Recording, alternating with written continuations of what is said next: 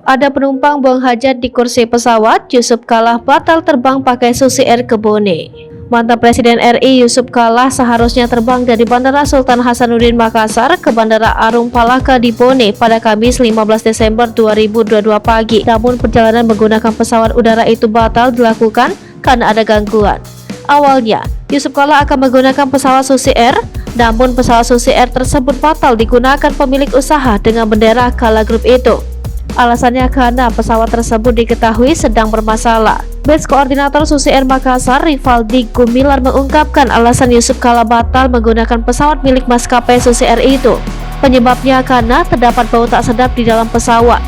Bau tak sedap berasal dari salah satu seat atau kursi penumpang. Untuk keterangan teknisnya, dikarenakan ada satu kursi yang menjadi sumber bau tidak sedap. Setelah ada penumpang Bone Balikpapan yang tidak sengaja buang hajat di pesawat sewaktu terbang, kata Rivaldi. Pihak Susi Air sendiri telah berusaha membersihkan kursi penumpang tersebut, namun meski sudah dicuci, bau tak sedap itu masih berbekas di dalam pesawat.